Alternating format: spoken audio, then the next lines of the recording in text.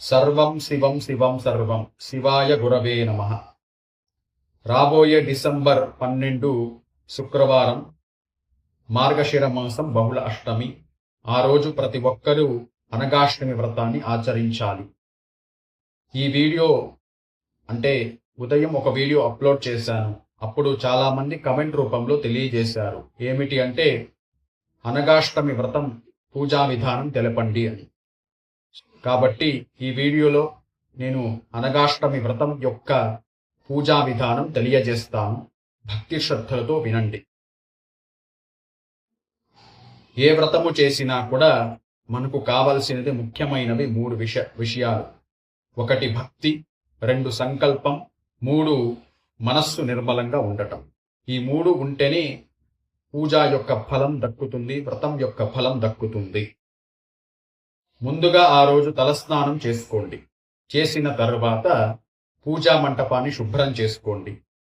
పూజా మంటపంలో బియ్యం పిండితో ముగ్గు వేయండి. ముగ్గు వేసిన తర్వాత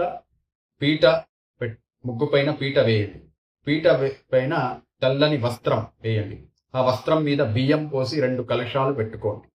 ఆ తర్వాత దత్తాత్రేయ స్వామి యొక్క ఫోటోకి గంధం కుంకుమతో అలంకరించి ఆ పీట పైన పెట్టండి. ఆ తర్వాత దీపాన్ని వెలిగించండి. దీపాన్ని వెలిగించేటప్పుడు అగ్గిపెట్టెతో దీపాన్ని వెలిగించకూడదు. అగరబత్తితో గాని ఏకార్థ దీపంతో గాని దీపాన్ని వెలిగించండి. ఆ తర్వాత ఆసనం వేసి కూర్చోండి. ఆసనం లేకుండా పూజ చెయ్యకూడదు. ఆసనం వేసి కూర్చుని పూజ చెయ్యాలి. ఆసనం కింద అక్షతలు వేసుకోండి. మొట్టమొదటిగా ఆచమనం చేసుకోండి. ఆచమనం చేసే యొక్క నీళ్ళని కలశస్థాపనగా ఉపయోగించకూడదు. ఆచమనం చేసిన తరువాత గురువు యొక్క శ్లోకంతో ప్రారంభం చేసుకోండి. ఆ తర్వాత గణపతి స్వామి శ్లోకం చెప్పుకోండి. ఆ తర్వాత సంకల్పం చెప్పేటప్పుడు ఆ రోజు తిథి, నక్షత్రం, ఏ వారం అనేది తెలుసుకోండి. గోత్రనామాలు చెప్పుకోండి.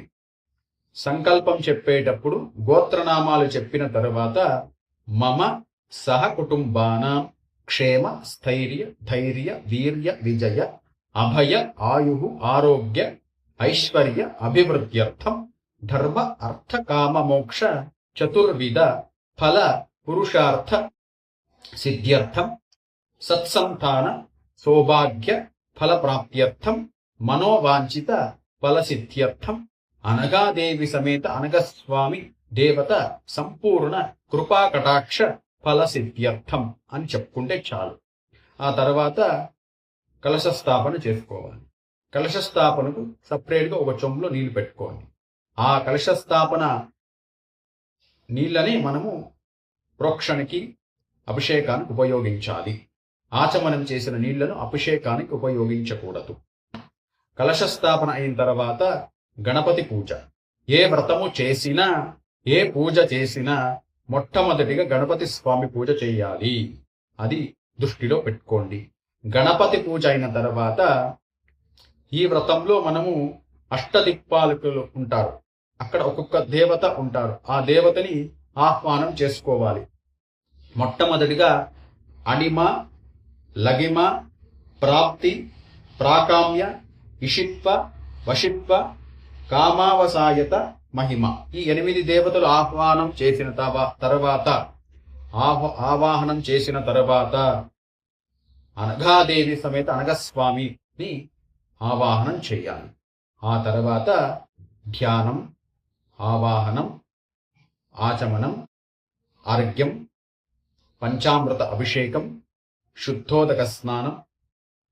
ఆ తర్వాత అనఘాదేవి సమేత అనగస్వామికి వస్త్రం, యజ్ఞోపవీతం, గంధం, అక్షితం, పుష్పంతో చేస్తాం పూజ. ఆ తర్వాత అంగపూజ. ఏ వ్రతంలో అయినా అంగపూజ ఉంటుందండి, అది దృష్టిలో పెట్టుకోండి. అంగపూజ చేసిన తరువాత దత్తాత్రేయ స్వామితో అష్టోత్తరం, అనఘాదేవి అష్టోత్తరం చేస్తాం. అనఘాదేవి అష్టోత్తరం చేసేటప్పుడు కుంకుమార్చనతో చేస్తాం. కుంకుమతో అర్చిస్తాం. ఆ తర్వాత ధూపం, దీపం, నైవేద్యం. ఈ నైవేద్యం పెట్టేటప్పుడు కొబ్బరికాయ కొట్టాలి. ప్రతి ఒక్క వ్రతంలో కొబ్బరికాయ కొట్టాలి. కొబ్బరికాయ కొట్టిన తర్వాత ఆ కొబ్బరికాయకి పసుపు కుంకం పెట్టకూడదు. అలా చేస్తే ఆ నైవేద్యానికి ఉపయోగం ఉండదు. ఆ తర్వాత 5 రకాల ఫలాలు, పంచకర్జాయం. ముఖ్యంగా దత్తాత్రేయ స్వామికి పంచకర్జాయం అంటే చాలా ఇష్టం. అది నైవేద్యంగా పెట్టాలి. నైవేద్యం పెట్టిన తర్వాత హారతి ఇచ్చిన తర్వాత ప్రదక్షిణ చేసిన తర్వాత ప్రార్థన, ఆ తర్వాత తోరబంధనాన్ని కట్టుకోవాలి. ఈ వ్రతంలో తోరబంధనం ఉంటుంది. తోరబంధనాన్ని పూజ చేసి ఒక దారం తీసుకుని దానికి పువ్వు కట్టి తోరబంధనంగా చేసుకుని దేవుడి దగ్గర పెట్టి పూజ చేసిన తర్వాత తోరబంధనం కట్టుకోవాలి. ఇప్పుడు ప్రార్థన అయిన తర్వాత పునఃపూజ అయిన తర్వాత తోరబంధనాన్ని కట్టుకోవాలి. ఇది దృష్టిలో పెట్టుకోండి. ఈ వ్రతంలో తోరబంధనం ఉంది. తోరబంధనం కట్టేటప్పుడు ఈ మంత్రాన్ని చెప్పుకోవాలండి. బ్రహ్మ విష్ణు మహేశాన రూపి త్రిగుణాయక త్రైవర్ణిక నమస్తుభ్యం తోర దేవానఘాత్మక. బ్రహ్మ విష్ణు మహేశాన రూపి త్రిగుణాయక త్రైవర్ణిక నమస్తుభ్యం తోర దేవానఘాత్మక. ఈ మంత్రాన్ని చెప్తూ తోరబంధనం కట్టుకుని తర్వాత వ్రతకథ చదవాలి. మీకు వ్రతకథ చదివేకి సమయం లేదు అన్నవారు ఓం కార్తవీర్యార్జునాయ నమః ఆ మంత్రాన్ని ఒక 11 సార్లు చెప్పుకుంటే చాలు. ఆ తర్వాత వ్రత సమాప్తి, వ్రతకథ అయిన తర్వాత హారతి మళ్ళీ మంగళారతి చేయాలి. ఆ చేసిన తర్వాత వ్రతమంతా పూర్తి అయిన తర్వాత పెద్దల దగ్గర ఆశీర్వాదం తీసుకోండి. తీసుకున్న తర్వాత ఆ రోజు ఒక 2 బ్రాహ్మణులు 2 ముత్తైదువులను పిలిచి వారి యొక్క యోగక్షేమాలు విచారించి బ్రాహ్మణులకు దక్షిణ తాంబూలాలు వస్త్ర దానం చేసి ముత్తైదవులకు కుంకుమ ఇచ్చి మీరేమిస్తారో చీర గాని రవిక వస్త్రం గాని ఇవ్వచ్చు. ఇచ్చిన తర్వాత వారి ఆశీర్వాదం తీసుకోండి. వారు అనఘస్వామి స్వరూపులుగా వస్తారు, దత్తాత్రేయ స్వరూపులుగా. వారి ఆశీర్వాదం తీసుకుని వీలైతే వారికి భోజనం కూడా పెట్టవచ్చు. ఆ రోజు ప్రతి ఇంట్లో వ్రతం చేస్తారు కదా, ఆ ఇంట్లో మీరు పండుగ వంట చేసుకోవాలి. అంటే పాయసం, చిత్రాన్నం, ఇలా వంటలు, పిండి వంటలు ఇలా చేసుకోండి. చాలా మంచిది. బంధుమిత్రులతో కలిసి వ్రతాన్ని ఆచరణ చేసుకోండి. మరుసటి రోజు ఉద్వాసన చేసి ఆ 2 టెంకాయలు ఉంటుంది కదా కలశంలో, అవి స్వీట్ చేసుకోండి. స్వీట్ చేసి మీ బంధుమిత్రులకు పంచండి. అక్కడ ఉన్న పుష్పాలు, ఆకులు అన్నీ మీ దగ్గర ఉన్న నదిలో వదిలేయండి. ఇలా చేయాలి ప్రతి ఒక్కరూ.